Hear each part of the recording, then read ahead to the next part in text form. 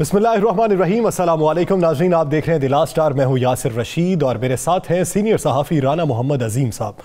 नाज़रीन, शहर इक़्तिदार में आज एहतजाज हुआ, सड़कें बंद हैं, मुजाहिरीन पर लाठी चार्ज भी किया गया, वाटर कैनन का इस्तेमाल भी किया गया और आंसू गैस के शेल भी बरसाए गए।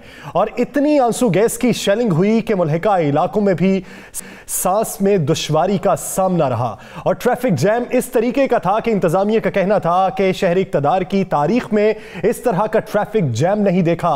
मुल्हिका सड़कें जो थीं वो भी बंद रहीं, मोटरवे M2 जो है वो भी बदतरीन ट्रैफिक जैम रही वहां पर। और हालिया सूरत हाल ये है कि वज़ारत ख़ज़ाना के साथ इस वक्त मुज़ाकरात जारी हैं। मुज़ाकरात किस नहज पर पहुंचते हैं ये तो बाद में देखा जाएगा, लेकिन इसमें अपोजिशन का जो किरदार है, अपोजिशन ने कहा कि मुतालिबात के हक के लिए हम इनके साथ हैं और इनका साथ देते रहेंगे, इनके एहतजाज में भी शिरकत करेंगे, ये इंदिया दिया अपोजिशन ने। इसके साथ साथ हालिया जो इशू है सेनेट इलेक्शन के हवाले से, उस पर हुकूमती मौक़िफ़ और अपोजिशन का मौक़िफ़, इसी बारे में बात करेंगे। हमें ज्वाइन किया है मुस्लिम लीग ज़िया के सदर एजाजुल हक साहब ने। एजाजुल हक साहब, बहुत शुक्रिया आपके वक्त का। एजाजुल हक साहब, आज के एहतजाज से आगाज करते हैं और फिर सियासी सूरत हाल पे बात कर लेते हैं।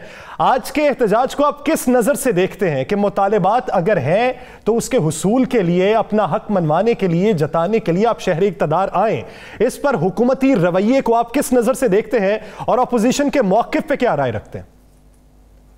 देखिए, बड़े अफसोस की बात है जो इस तरह से लाठीचार्ज किया गया, लोगों पे आंसू गैस इस्तेमाल की गई। ये एहतजाज से पहले ही हुकूमत को चाहिए कि मुज़ाकरात का रास्ता लें। ये हमेशा ऐसा होता है कि जब किसान जाके लाहौर में धरना दे देते हैं या कोई और इस तरह धरना दे देता है और एक दो दिन जो है वो ट्रैफिक जाम रहती है और लोग जो फिर मुतासर होते हैं, तंग होते हैं, उसके बाद फिर हुकूमत जो है वो मुज़ाकरात पर उतर आती है। इसी तरह इस दफ़ा भी इनको इस नहज तक नहीं जाने देना चाहिए था कि जहाँ पर जाकर एक डेडलॉक पैदा हो जाए और फिर मार धाड़ करनी पड़े। तो ऑपोजिशन का तो काम ही है मौजूदा सूरत हाल में कि उन्होंने तो हर चीज़ से एडवांटेज लेना है, चाहे वो उसको सही समझते हो या गलत समझते हो।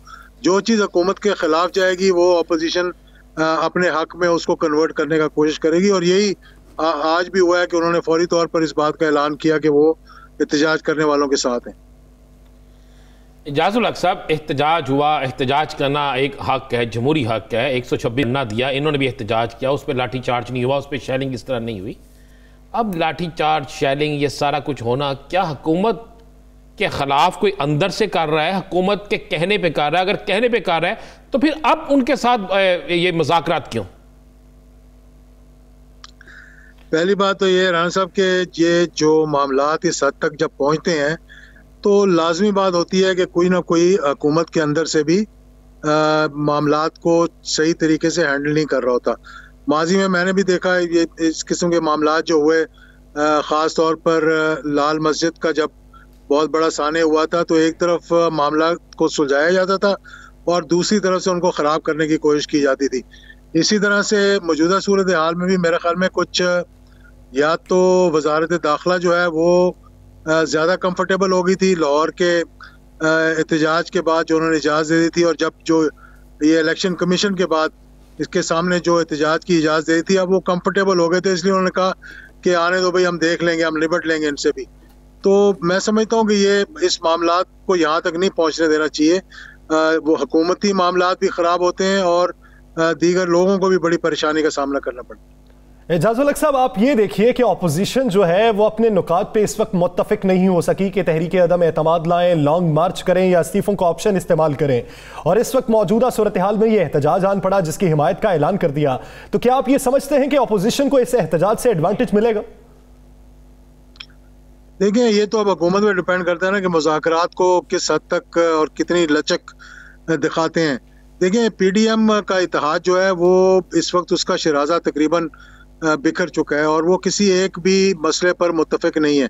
कभी इस्तीफों की बात करते हैं, कभी लॉन्ग मार्च की बात करते हैं, कभी सेनेट के इलेक्शन में हिस्सा लेने की बात करते हैं, कभी मुश्तरका सेनेट का इलेक्शन लड़ने की बात करते हैं। तो इसलिए वहाँ पर कोई इतना, अब हुकूमत अपनी ही गलतियों की वजह से अगर अपने पैरों पर कुल्हाड़ी मारे तो उसको तो कोई कुछ नहीं कह सकता। लेकिन मैं समझता हूँ कि ऑपोजिशन का वो दमखम जो शुरू में एक बहुत बड़ा ड्रावा था वो ख़त्म हो गया कि पता नहीं ये आएंगे तो क्या हो जाएगा। इसलिए उन्होंने जो एहतजाज किया इलेक्शन कमीशन के सामने लोगों ने देख लिया कि 4-5 हज़ार लोग भी नहीं वो इकट्ठे कर सके, पूरा जोर लगाया, ऐलानात किए कि जैसे पता नहीं क्या हो जाएगा, इलेक्शन कमीशन को टेक ओवर कर लेंगे या क्या करेंगे वहाँ। एजाजुल हक साहब, ज़रा सियासत की बात करते हैं। हमारे ही प्रोग्राम में जमीयत उलमा इस्लाम तुलबा विंग के सेक्रेटरी जनरल थे उन्होंने नजीम साहब, उन्होंने कहा कि मौलाना फजलुर रहमान को जो लीबिया से पैसे मिले थे वो जनरल ज़ियाउल हक के ख़िलाफ़ तहरीक चलाने के लिए मिले थे कि इनके ख़िलाफ़ तहरीक चलाई जाए। क्या ऐसी कोई बात थी?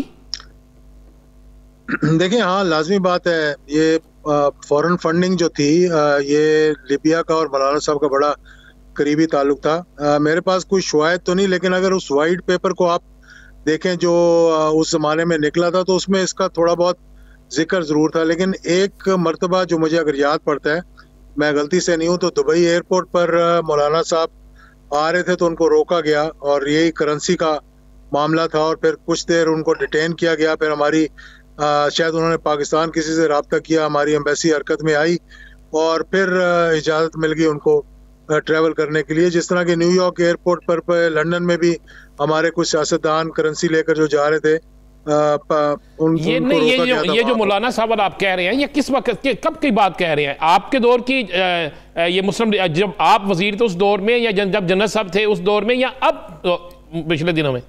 ये मैं जो बात कर रहा हूँ 90s की बात कर रहा हूँ। 90s के मेरे ख्याल में, अब ये मालूम नहीं कि 97 से बाद में था या 97 से पहले था और ये मुझे याद भी नहीं है कि कौन सी हुकूमत थी, लेकिन ये ज़रूर मुझे वाक़े का अच्छी तरह से इल्म है और ये बिल्कुल हक़ाइक़ पे मबनी ये जो हुआ था। लेकिन देखें ना, ये जो लिबिया की बात की जाती है, या ये एक किस्म का खुश नहीं थे उस वक्त की जो मार्शल लॉ की हुकूमत थी उसके साथ। तो जिन लोगों ने एडवांटेज लेने की कोशिश की और ये कह करके जी मौजूदा हुकूमत के वो ख़िलाफ़ हैं, और ये 19 MRD की जब शुरू हुई तहरीक, उस वक्त ज़्यादा ये फॉरेन फंडिंग आई। और उससे पहले अगर आपको मालूम होगा कि अल जुल्फ़िकार के लिए भी भारत ने फंडिंग की, अफगानिस्तान में उनको ट्रेनिंग मिली, सीरिया में उनको ट्रेनिंग मिली, और फिर इसका फ़ायदा कुछ सियासी जमातों ने भी उठाया जिनका उनका ताल्लुक था वहाँ की हुकूमतों के साथ।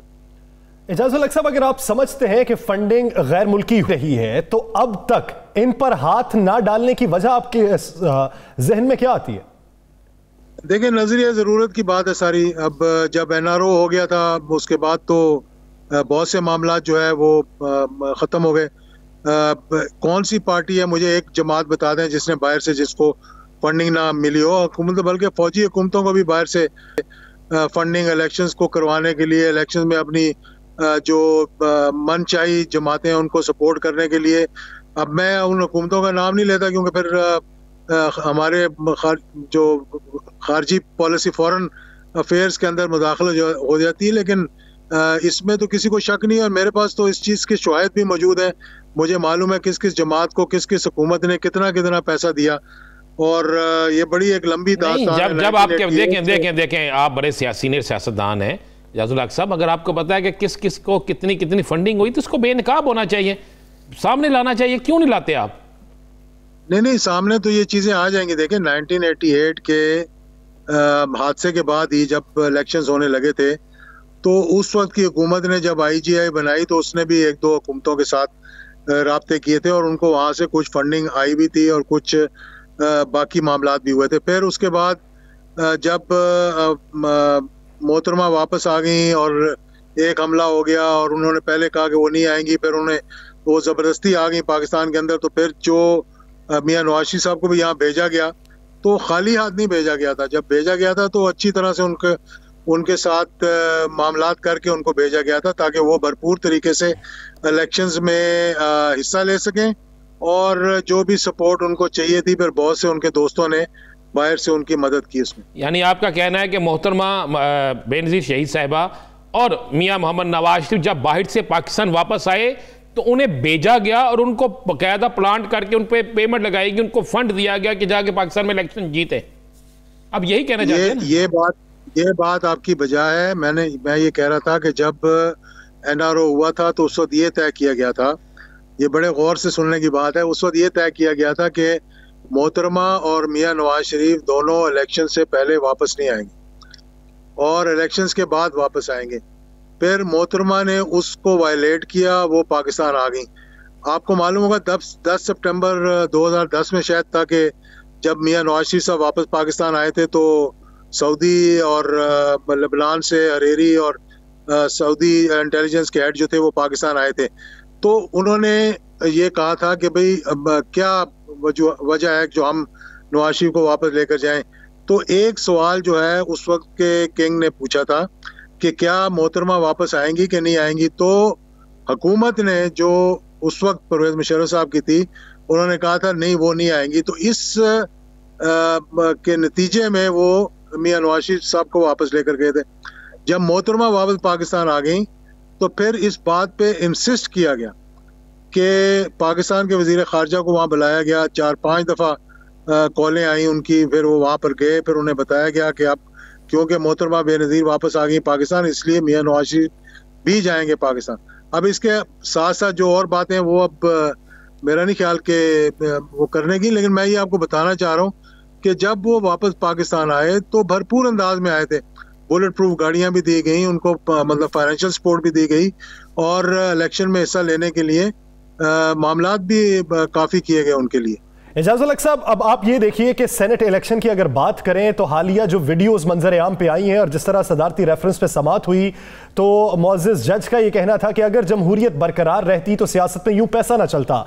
तो आपकी नज़र में ये सियासत में पैसे की रोकथाम किस तरीके से मुमकिन हो सकती है? ओपन बैलेटिंग पे अपोजिशन मुत्तफिक नहीं है और सीक्रेट बैलेटिंग के खिलाफ हुकूमत जा रही है, तो एक नुक्ते पर ये दोनों कैसे मुत्तफिक होंगे जिससे आइंदा का लाहे अमल तरतीब दिया जा सके?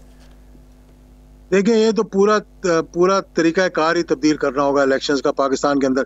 आपको पता है कि एमएनए के इलेक्शंस और एमपीए के इलेक्शंस में भी कदगन लगाई गई है कि इससे ज्यादा पैसे नहीं खर्चेंगे। मुझे एक एमएनए बता दे जो उस लिमिट के अंदर या एमपीए उस लिमिट के अंदर इलेक्शन लड़ता हो, एक आधा आपको शायद मिल जाएगा पूरे पाकिस्तान में। अब तो ये गेम जो है ये करोड़ों की बन गई है, इसीलिए करप्शन भी बढ़ती जा रही है दिन ब दिन के। जो इतने पैसे खर्च के असेंबली में और सेनेट में पहुंचेगा फिर वो कुछ तो करेगा। और खास तौर पर ये जो वीडियोस मंजर आम पे आई हैं ये केपीके की आई हैं, और केपीके की आई हैं और बलूचिस्तान, ये दो ऐसे सूबे हैं, कुछ सिंध में, पंजाब में इतना नहीं, क्यों पंजाब में 43 अरकान चाहिए होते हैं, तो इतनों को खरीदना बड़ा मुश्किल होता है। और पार्टी का भी वहाँ अमूमन जो पार्टीज होती हैं जैसे कि पीटीआई होगी और पीएमएलएन थी, उनका वहाँ पे भरपूर जोर होता है और उनकी हुकूमतें होती हैं वहाँ पे।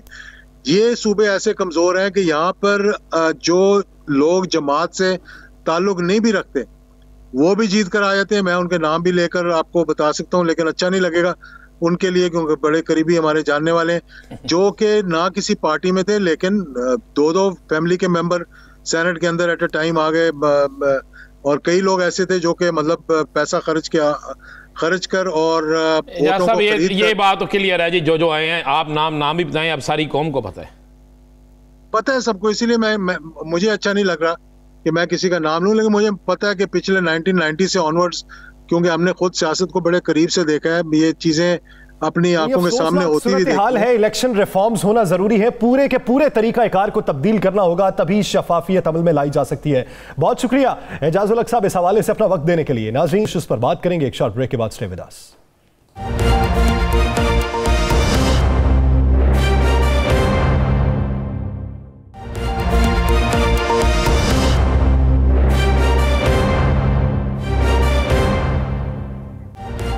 Welcome back. नाज़रीन, हमें ब्रेक के बाद ज्वाइन कर चुकी हैं वज़ीर सेहत पंजाब डॉक्टर यास्मीन राशिद साहिबा।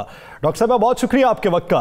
डॉक्टर साहिबा, इस वक्त सियासी महाज भी काफ़ी गर्मा गर्म है, तो आपको उस महाज पे भी लेके चलेंगे, लेकिन सबसे पहले आपको मुबारकबाद देते हैं। वज़ीर आला पंजाब ने जो यूनिवर्सल हेल्थ कार्ड के इजरा की स्कीम का आगाज़ किया है और इसे पूरे पंजाब में फैलाया जाएगा और हर शहरी को हुकूक दिए जाएंगे कि वो अपना मुफ्त इलाज करवा सके, तो इसमें बेहतरी के हवाले से और इसकी जो हिकमत अमली तरतीब दी गई है, कैटेगरी क्या होगी, इस पे पहले बात कर लेते हैं, फिर सियासी इश्यूज पे बात करेंगे। ये यूनिवर्सल हेल्थ कार्ड किसे किसे मिलेगा? ये हर पंजाब के शहरी को मिलेगा, क्योंकि इमरान खान साहब की ये विजन है और चीफ मिनिस्टर साहब की कि हर शहरी का हक है सेहत की सहूलत पे। और कोई ज़रूरी नहीं है कि एक मिडिल क्लास के बंदे के घर में भी अगर कोई खुदा न खास्ता बीमारी आए तो कई दफ़ा उनके लिए भी बहुत बड़े मसले खड़े हो जाते हैं। तो ये इम्पॉर्टेंट है कि हम हर फैमिली को कार्ड दें।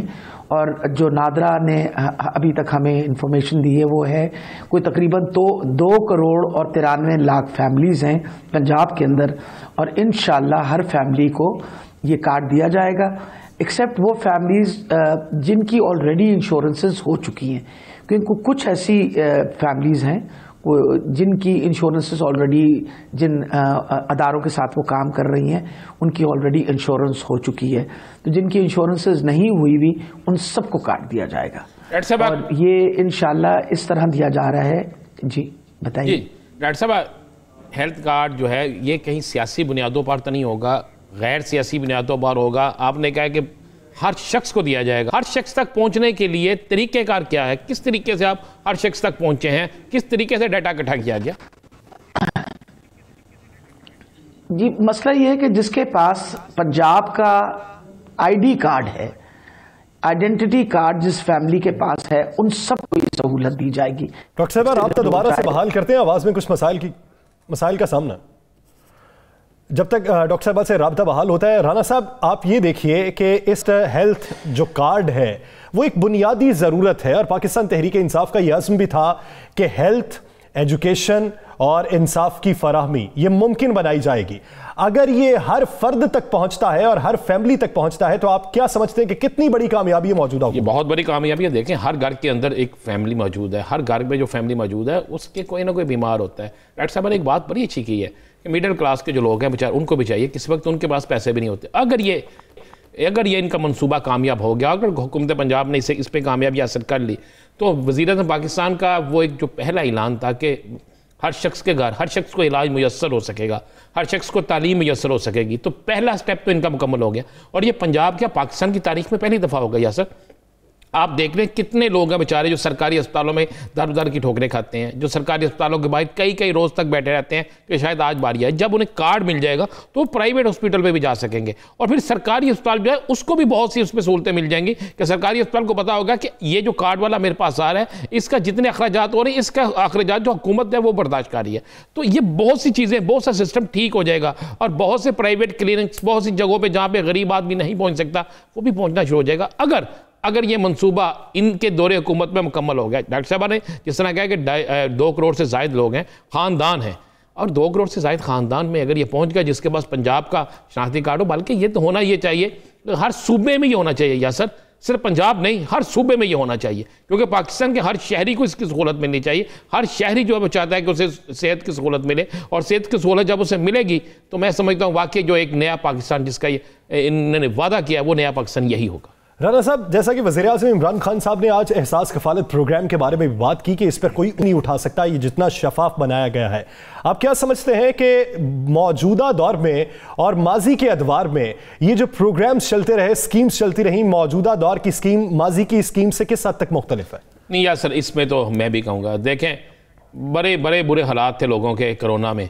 तो मैंने ऐसे लोगों को देखा है, बल्कि अक्सरियत ऐसे लोगों की देखी है जिन्होंने PTI को वोट नहीं दिया था, लेकिन उनके भी कार्ड बने, उनको भी पैसे मिले, और वो पैसे लेकर गए, उन्होंने दुआएं भी दी। जब मैंने उन लोगों से पूछा, उन्होंने कहा जी हमने तो कभी भी इनको वोट नहीं दिया था, हमने तो वोट फलाह पार्टी को दिया था। यानी बिला तफरीक वो काम हुआ था, और एहसास प्रोग्राम वाकई पाकिस्तान के अंदर शफाफ प्रोग्राम था। सही। राना साहब, आज एक ऑब्जेक्शन भी देखने में आया है कि NCOC के सरबराह असद उमर साहब ने एक एतराज़ उठाया कि तरीक़ाकार जो है वैक्सीनेशन का, उस पर अमल नहीं किया जा रहा है SOPs पर। क्या ऐसी भी कोई हकीकत है? देखिए, लाजमी बात है उनके पास कोई ना कोई रिपोर्ट्स आई होंगी, उनके पास कोई डिटेल आई होगी, असद उमर वैसे बात तो नहीं कर रहे होंगे। तो ये इशारा किस सूबे की जानिब होगा?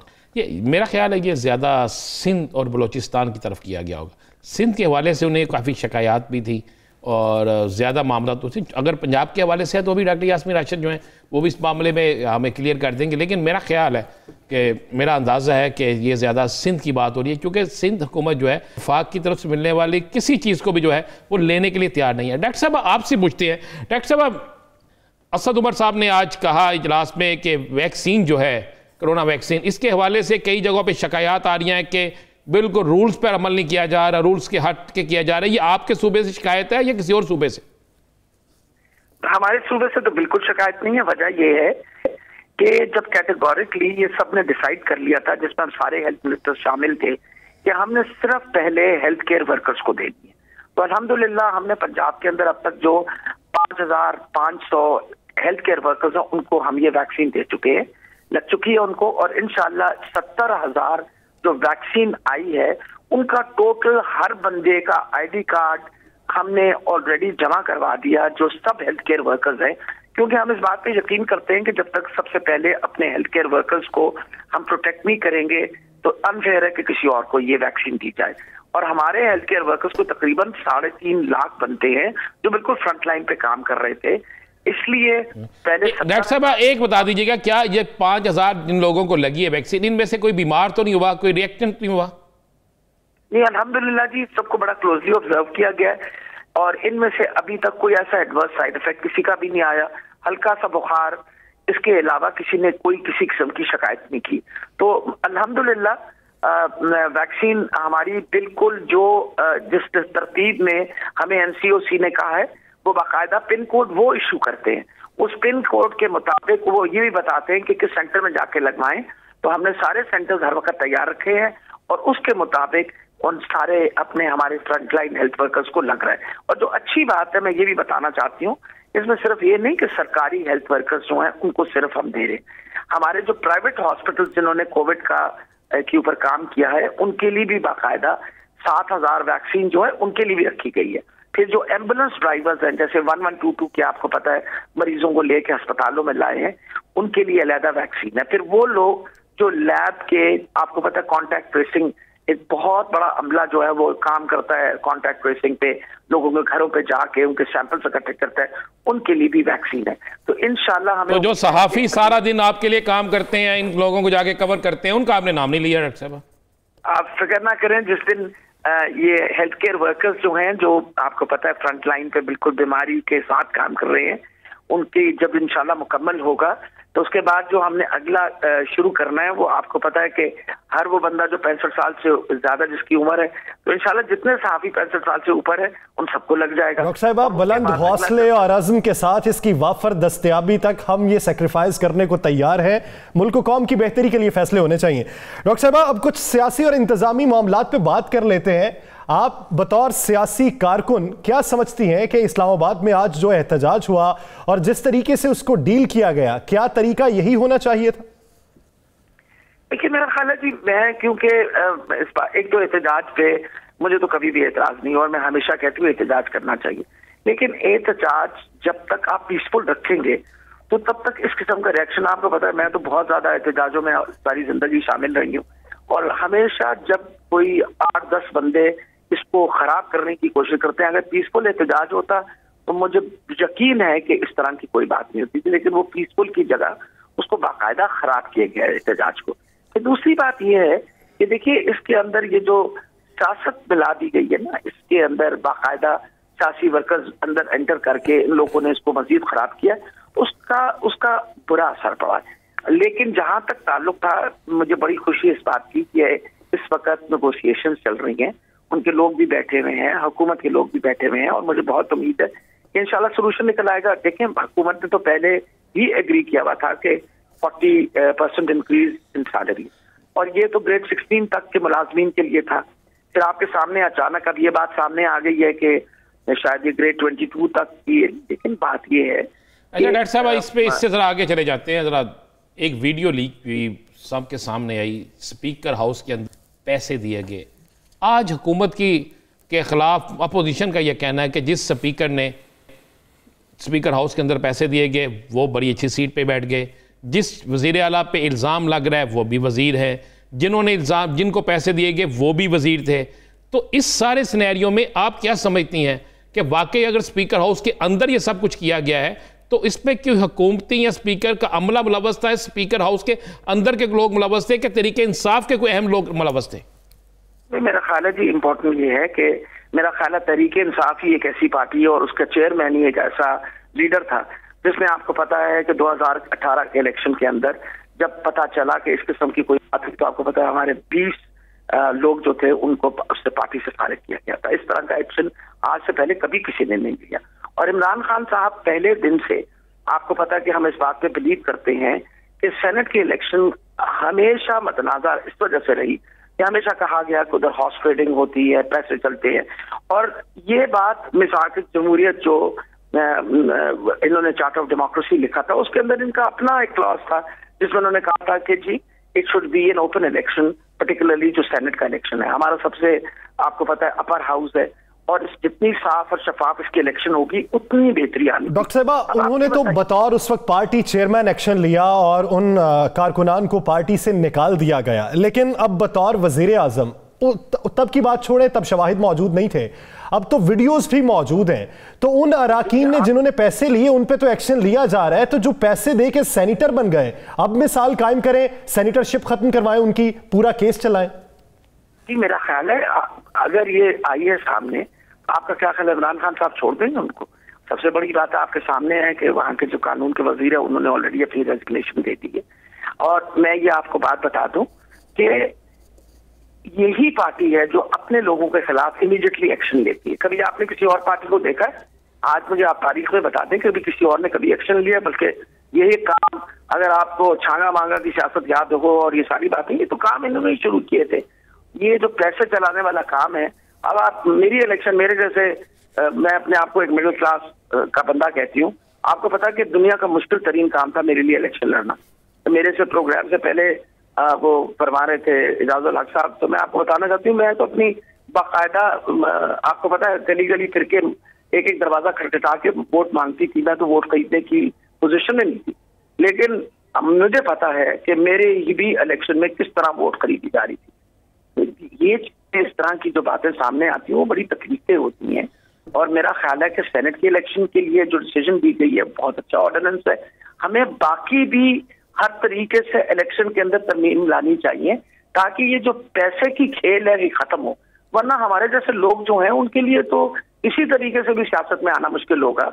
मैं तो खुद वो वाली बात है डॉक्टर साहब, अगर अगर अगर अगर अगर चूंकि सुप्रीम कोर्ट में केस हम कोई कह नहीं सकते, अगर 1% फैसला ये आता है कि खुफिया बैल्टिंग के जरिए ही इलेक्शन होगा, अगर मैं कह रहा हूँ ये फैसला आता है, तो आपका खदशा, वज़ीर-ए-आज़म साहब का भी खदशा यही है, बहुत से लोगों का खदशा यही कि वोट की खरीदो फरोख्त होगी और 20 लोग आपने जो निकाले, इसी तरह उसकी वीडियो भी सामने आ गई, तो मज़ीद ये सब कुछ हो सकता है। तो आपकी पार्टी क्या हिकमत अमली बना रही है? अगर ऐसा होता है, खुफिया वोटिंग के लिए रायशुमारी होती है, तो फिर आपकी पार्टी किस तरीके से सर्वाइव करेगी?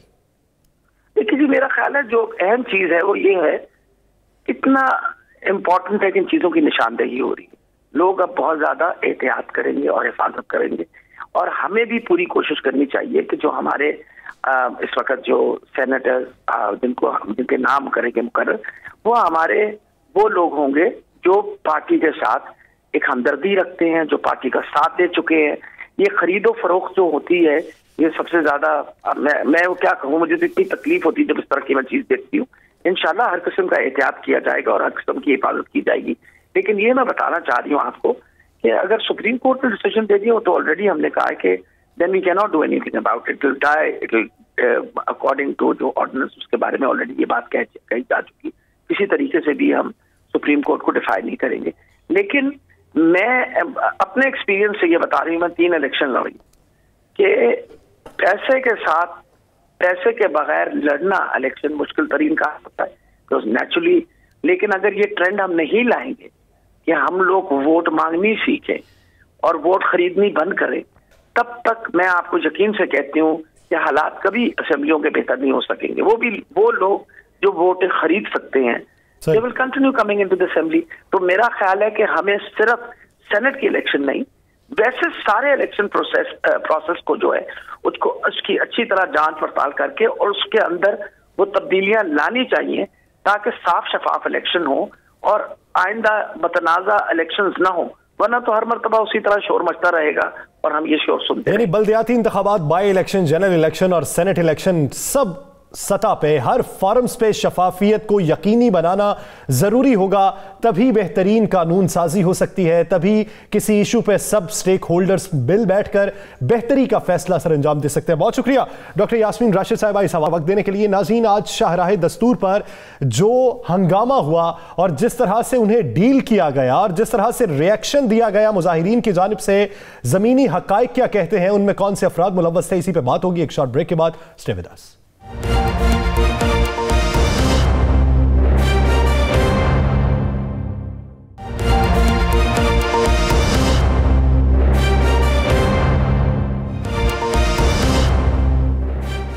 Welcome back. नाज़रीन, अपने हुकूक के लिए अगर एहतजाज करना पड़े तो एहतजाज करना चाहिए। जमहूरी मुआशरे का ये असलूब रहा है कि एहतजाज मुआशरे को हुस्न बख्शता है। अगर आप अपने हुकूक के लिए नहीं खड़े होंगे तो कब खड़े होंगे? लेकिन उसका तरीक़ा-ए-कार मुहज़्ज़ब मुआशरे से तशबीह वाला होना चाहिए, ना कि किसी और मुआशरे से। अगर आप अपने हुकूक के लिए खड़े हैं तो फिर किसी दूसरे की आवाज़ आपको नहीं सुननी चाहिए, बल्कि अपने हुकूक को ही लेकर आगे बढ़ना चाहिए और उसी पर डटे रहना चाहिए। जमहूरियत में और जमहूरी मुआशरे में हुकूमतों का तर्ज अमल भी ऐसा ही होना चाहिए। लेकिन आज के एहतजाज में क्या कोई दूसरी कुव्वतें भी कार फरमा थी? इसी पर डिबेट होनी चाहिए। राना साहब, आज जो एहतजाज था, क्या उसमें सरीहन सब लोग जो थे ये सब के सब सरकारी मुलाजमीन थे या इनमें किसी और की भी पुष्पनाही थी? देखें यासर, मैं आज फिर हम एक खबर ब्रेक करते हैं। ज़रा इस फुटेज को देख लें ज़रा। सबसे पहले मैं उस फुटेज को मैं कहूँगा दिखाएं जो गेट खोल के कुछ लोग अंदर आ रहे हैं। देखिए, मुजाहिरीन आए अपने एहतजाज हक़ के लिए, उन्हें हक़ हासिल है एहतजाज करने का, उन्होंने एहतजाज करना चाहिए था, उन्होंने एहतजाज किया और पुरअमन रह के एहतजाज करना चाहिए था। ये जिन लोगों ने गेट खोला है, इनमें से चंद तो मुलाजमिन हो सकते हैं, सारे मुलाजमिन नहीं हो सकते। गेट खोलकर किसी इमारत के या किसी जगह के अंदर दाखिल होकर कोई हल्ला गुल्ला करना, या आपको नजर आ रहा है ये सारा कुछ करना, क्या आप समझते हैं कि ये सब कुछ करने वाले मुलाजमिन ही हो सकते हैं? या सर, हुआ ये है 100 से जायद, ये मैं आपको तादाद तौर 100 से जायद ऐसे अफराद की लिस्ट तैयार हो चुकी है जो मुख्तलिफ सियासी जमातों से तल्लुक़ रखते थे, मुख्तलिफ सियासी जमातों के ट्रेडर्स विंग के, लेबर्स विंग के ओहदेदारान थे। वो इन जलूसों में, इस जलसे में, इस जलूस में उस वक्त शामिल हुए जब उन्होंने देखा कि मजमा बहुत ज़्यादा गर्म हो चुका है। नारेबाजी, पथराव में उनका ज़्यादा अहम रोल रहा, मुलाजमीन का इतना अहम रोल नहीं रहा। अब होता क्या है, जब एक बंदा पत्थर मार रहा हो, आगे से शेलिंग हो रही हो, 4 बंदे साथ वैसे खड़े होकर पत्थर मारना शुरू कर देते हैं। पहला यह एहतजाज है जिसमें हुकूमत की तरफ से मिस हैंडल किया गया। पुलिस ने क्या हो जाता, मैक्सिमम जितने लोग थे पुलिस खड़ी हो जाती, रोकती, उन्हें आखिरी हद तक रोकने की कोशिश करती, लेकिन पुलिस ने भी जल्दबाजी की और बेइंतहा शेलिंग की, जिससे मुलाजमिन तो क्या पूरा इस्लामाबाद ही यरगमाल बन गया। इस्लामाबाद के लोग बेचारे घरों के अंदर महसूर होकर रह गए, मासूम बच्चे छोटे बिलखते रहे सड़कों पे, आंसू गैस आपको पता नहीं बर्दाश्त की जा सकती। अब इसमें जो आपने सवाल पूछा, मेरे पास जो इतला है और मैंने बड़े एक ज़िम्मेदार शख्स से बात की, तो उसका कहना था 100 से ज़ायद मुख्तलिफ सियासी जमातों के ऐसे लोग थे जो मुतहर्रक तरीन थे, जो मुख्तलिफ टोलियों में थे, और फिर उन्होंने इस जलती में तेल का काम किया कि जब उन्होंने कहा कि तोड़ो गेट, आगे निकलो, तोड़ो गेट, आगे निकलो। गेट को तोड़ा गया, आगे निकला गया, फिर शेलिंग शुरू हुई, उनकी तरफ से पथराव किया गया, मुलाजमीन भी उनके साथ मिल गए, फिर एक पूरा मैदान जंग बन गया। फिर यह भी बात वहां पे बिल्कुल है कि ये सारा जब चलता रहा तो 4 बड़े सियासी लीडर आपस में मुसलसल राब्तों में थे। और ये तो अभी कहा गया ना 1-2 लीडर्स की तरफ से कि वहाँ हम इस एहतजाज की हमायत करते हैं। एक फुटेज ऐसी भी मौजूद है, मेरा ख्याल है कल या परसों ये सामने आ जाएगी, कि जिसमें नजर आएगा कि अचानक सरकर्दा सियासी कारकुन उसमें शामिल हुए, जिनमें से किसी का भी किसी भी सरकारी इदारे से तल्लुक नहीं था। यस, ये तो है इस पूरे मजदूरों की, मुलाजमीन की तहरीक को सबोताज करने की कोशिश है। ये उनके साथ हमदर्दी नहीं है, ये उनकी तहरीक को नाकाम करने की कोशिश है। दूसरी तरफ क्या हुआ कि जनाब पुलिस ने इंतहाई नाकस हिकमत अमली इख्तियार की, इंतहाई नाकस। पता था लोग इकट्ठे हो रहे हैं, सब कुछ इल्म था, इंतजामिया ने इनसे मुज़ाकरात क्यों नहीं किया? इनको इकट्ठा, जब आप समझते हैं कि ये एहतजाज करेंगे रास्ता अंदर आ सकते हैं, आपको अगर इतला है कि सियासी जमातें इसमें आ सकती हैं, जिस तरह अभी बहुत से जगहों पे कहा भी जा रहा है, जब ये सारा कुछ है तो फिर बाज़ औक़ात देखने में यह आता है कि सरकारी मुलाजमीन सरकारी इमलाक को नुकसान ज्यादा नहीं पहुंचाते। अगर उनका एहतजाज हो तो पुरअमन ज्यादा होता है। ये खदशा होता है किसी सियासी जमात की जानिब से। आप ये देखें कि रेड जोन में सियासी जमातों को जलसे की इजाजत दे दी, धरना देने की इजाजत दे दी, तब कुछ ऐसा नहीं हुआ। आज इन सरकारी मुलाजमीन के एहतजाज में ऐसा हुआ, तो क्या वफाकी हुकूमत या वजारत दाखिला को इसकी पहले से भनक नहीं थी? बिल्कुल थी। मैं आपको बता रहा हूं कि 100% थी। इनके पास रिपोर्ट मौजूद थी, इनके पास तो यह भी रिपोर्ट मौजूद थी कि चंद दिन बाद एक और एहतजाज बड़ा होने वाला है, उस एहतजाज में भी सियासी जमातों के कारकुन शामिल होकर उसको पुरतशद्दुद बना देंगे। इनके पास रिपोर्ट्स मौजूद हैं। इनके पास इसकी रिपोर्ट भी मौजूद थी कि आज जो एहतजाज हो रहा है इसमें यह सारा कुछ हो सकता है। तो यही तो बात है, फिर इन्होंने क्यों नहीं रोका? उनसे पहले मुज़ाकरात क्यों नहीं किए गए? उनको समझाने की कोशिश क्यों नहीं की गई? अगर उनके को मुतालबा नाजायज थे तो उस पर बैठक क्यों नहीं की गई? कल आपको पता है सोशल मीडिया पे वो कहते रहे उनके लीडर कि सब लोग इस्लामाबाद पहुंचे, यहां पर आगे भरपूर एहतजाज किया जाए, जो जहां पे निकले। ये जब मुझे और आपको पता चल सकता है तो क्या इनको पता नहीं चल सकता था? वहां पे जो अदारे मौजूद थे कानून नाफज करने वाले, उन्होंने इस देखिए उनकी नाअहली है या सर, जहां पे हम कहने सियासी जमातों ने इंटरफेरेंस की, सर बिल्कुल हुआ, उन्होंने इसका फायदा उठाया, उठाना था फायदा। आपका जो एक सवाल है रेड जोन में जलसा किया, अगर वो जलसे में तोड़फोड़ करते तो सीधा इल्जाम किस पे आना था? सियासी जमातों पे कहा जाना था कि इन्होंने ये तोड़फोड़ की, सियासी जमातें, उसमें इल्जाम आता तो बदनामी होती। अब इस्तेमाल हुए हैं सरकारी मुलाजमीन, उनका नाम इस्तेमाल किया गया है और उसका फायदा उठाया गया। और ये आपको चंद दिनों में ये सारी चीजें लड़ें, अगर आपके मुतालिबात जायज हैं तो उसके लिए सड़कों पर भी निकलना पड़े, निकलिए, पुरअमन एहतजाज कीजिए। दूसरी जानिब हुकूमत, रियासत माँ का दर्जा रखती है और माँ का सलूक भी अपने बेटों के साथ वैसा ही होना चाहिए जैसा एक बेटे के साथ किया जाता है, और उसके लाड भी बर्दाश्त किए जाते हैं, जिद भी बर्दाश्त की जाती है। लेकिन दोनों तरफ से ये मिस हैंडल किया गया, जिसकी वजह से आज बहुत से लोगों को तकालीफ बर्दाश्त करनी पड़ी है। उम्मीद करते हैं कि मामला खुश असलूबी से हल हो जाए। नाज़रीन, आगे बढ़ेंगे और बात करेंगे सेनेट इलेक्शन के हवाले से पाकिस्तान मुस्लिम लीग नून और पाकिस्तान पीपल्स पार्टी की आने वाले दिनों में स्ट्रेटेजी क्या है। पैसे के लेन देन पे आज वजीर आजम फिर काफी बोले हैं और उन्होंने फिर से वो बात दोहराई है कि मुझे भी सेनेट इलेक्शन में पेशकश होती रही और उनका यह कहना था कि बलूचिस्तान में 50 से 70 करोड़ में एक सेनेटर मुंतखब होगा। ये रेट आजकल चल रहा है, तो ये रेट कहां कहां पे एप्लीकेबल है, ये राना साहब से जान लेते हैं। राना साहब, आजकल रेट किस सूबे में कहां पे ज्यादा लग रहा है और इस हवाले से सरगर्म कौन सी जमात ज्यादा? देखिए जरा ये तो गौर करें कि जो 20 वोट बिके थे केपीके के अंदर, उसमें 2 सेनेटर किस जमात के बने थे? राना साहब, वही है ना, आपने पकड़ा उन्हें जिन्होंने पैसे लिए, उन्हें नहीं पूछ रहा कोई जिन्होंने पैसे दिए। मैं इसी पे आने दूं, उनको भी पूछा जाएगा। ले मैं आपको बता दूं, मेरी इत्तला के मुताबिक एक पटिशन होने जा रही है और उस पटिशन में यह वाज़े तौर पे होगा कि जनाब कि 62-63 की खिलाफ वर्जी किसने की, किसने अमानत में खयानत की और उसका फ़ायदा किसने उठाया। ये एक यासर पटिशन होने जा रही है, हो सकता है कल तक हो जाए या परसों तक हो जाए, और उस पर उन लोगों की नाहली के लिए किया जाए। अब सवाल ये पैदा होता है कि आप ज़रा सेनेट इलेक्शन पे यासर तारीख सेनेट इलेक्शन की उठाएं ना ज़रा। पिछले कई सालों से जब जब सेनेट इलेक्शन हुआ है तो पैसा सबसे ज़्यादा 3 जगह से चला है। 2 बड़ी सियासी जमातों ने पैसे खर्च किए हैं।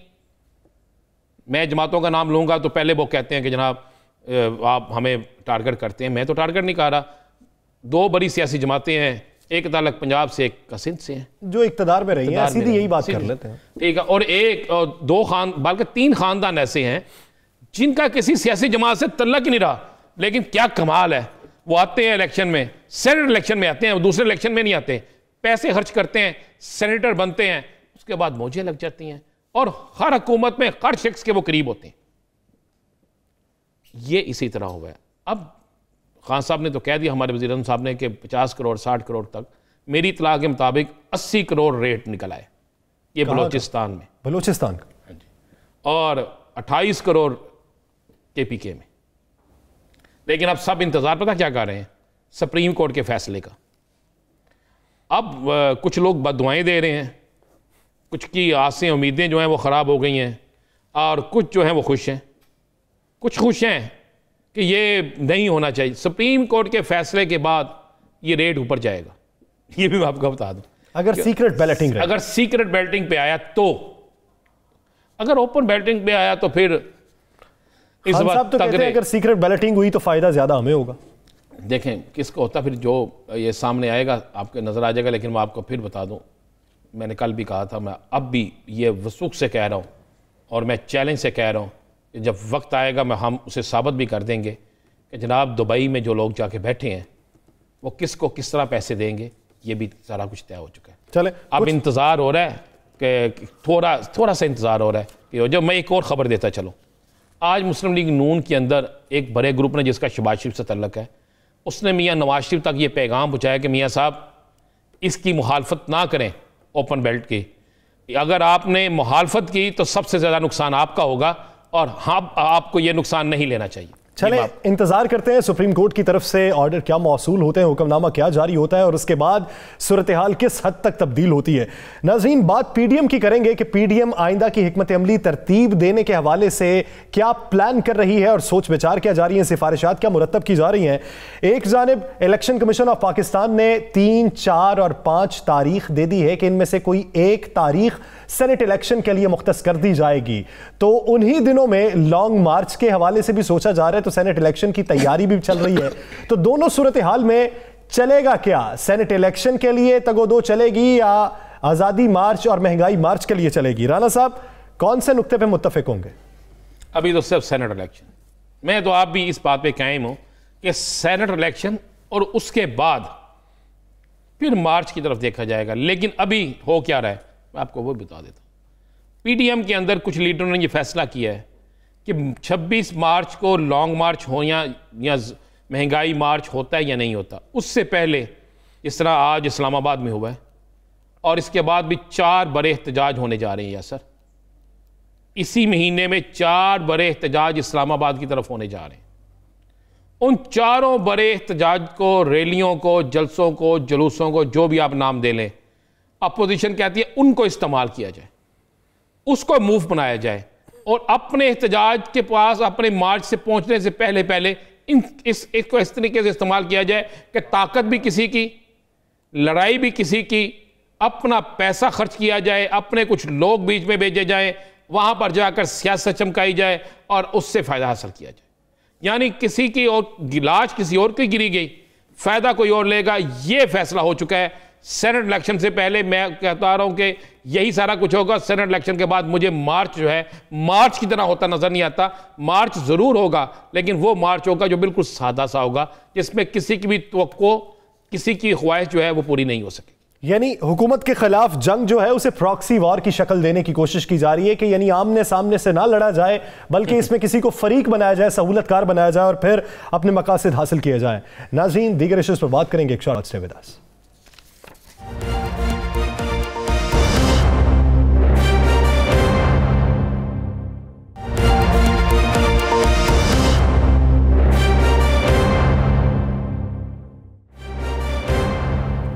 Welcome back. नाज़रीन, फाशिस्ट मोदी सरकार की किसानों के साथ बदसलूकी और भारतीय मईशत जो है वो खतरे में है और वज़ीर आज़म नरेंद्र मोदी इस बात पर डटे हुए हैं कि किसानों के खिलाफ ये जो ऑर्डिनेंस लाया गया और ये जो बिल लाया गया है ये इसी तरह कायम रहेगा और उनका ये भी कहना था कि इनसे निपटा जाएगा। इस वक्त किसानों ने सिविल नाफरमानी का भी ऐलान कर दिया है। सूरत हाल किस नहज पे पहुंच चुकी है, राना साहब से जानते हैं। राना साहब, अगर सिविल नाफरमानी हो गई, बिजली के बिल, गैस के बिल, दीगर जो अखराजात हैं वो हुकूमत को ना पे किए गए, तो ये सूरत हाल किधर जाएगी? देखिए, आज आपको बताऊं, जो इक़्तिसादी अमूर के माहिरीन है ना और जो मुआशी अमूर के माहिरीन हैं, इन सब ने भारतीय हुकूमत के लिए खतरे की गारंटी बजा दी। उन्होंने कह दिया कि अगर ये एहतजाज इसी तरह जारी रहा, अगर इसी तरह पूरे भारत के अंदर ये हंगामे जारी रहे, अगर इसी तरह किसानों ने अपने बिल देने से इनकार कर दिया, उन्होंने बिल किसी किस्म के ना दिए, उन्होंने आगे काश्त करनी बंद कर दी, तो भारत जो है बिल्कुल मुआशी तौर पर डूब जाएगा, टूट जाएगा भारत, उसके पल्ले कुछ नहीं रहेगा। ये आज कह दिया गया है। और उस दूसरी तरफ किसान जो डट के हैं यार सर, अब तो किसानों ने आप देखें आज कितने कितने बड़े जलसे किए हैं। आज जलसे उन जगहों से बाहर किए हैं जहां पे धरने हैं, वो धरने वाली जगह पे तो बैठे हैं। आज हरियाणा में क्या हुआ है, महाराष्ट्र में क्या हुआ है, आज अमृतसर में क्या हुआ है, मुख्तलिफ जगहों पे बड़े बड़े जलसे हुए हैं और उन जलसों में हजारों नहीं बल्कि लाखों की तादाद में लोग आए हैं।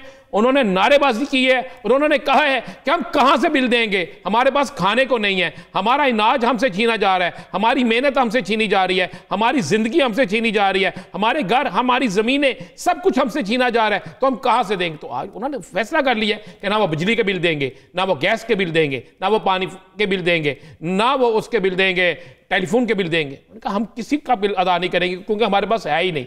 तो अब इन हालात में भारत के अंदर बड़ा खौफनाक से शुरू हो गया। और तो और यासर, आप देखें, आपने सुन लिया गुफ्तगू, ये वो शहरी हैं जो धरने में बैठे नहीं, ये धरने में नहीं बैठे हुए, ये आम शहरों में मौजूद हैं कि जो अब भारत माता क्या कहते हैं, इस नरेंद्र मोदी ने बड़ी कोशिश की ना फनकारों को टीवी पे ला के, मुख्तलिफ चीज जगहों पे बैठा के कि जनाब नरेंद्र मोदी के हक में, तो अब उनके खिलाफ भी कंपेन बन गया है। नरेंद्र मोदी के साथ जो जो चला है, आपको पता तेंदुलकर के और उसके पोस्टर पहली दफा चलाए गए हैं भारत के अंदर, फनकारों के पोस्टर चलाए गए हैं, और जहां आप वो डरते हुए किसी जगह फिल्म की शूटिंग करने नहीं जा रहे कि जहां शूटिंग करने जाएंगे वहां पे हंगामा ना हो जाए, ये हालात पैदा हो इसका नतीजा यही देख लें कि आज आप पाकिस्तान में 100 इंडेक्स में जो चढ़ाव देखने में आया है वो भी देख लें, और दूसरी जानिब निफ्टी सेंसेक्स में जो गिरावट देखने में आई इंडिया में वो भी देख लें, मुआशी सूरत हाल वाज़ेह हो जाती है। नाज़रीन, द लास्ट स्टार से मुझे और राना अजीम साहब को दीजिए इजाजत, अल्लाह ने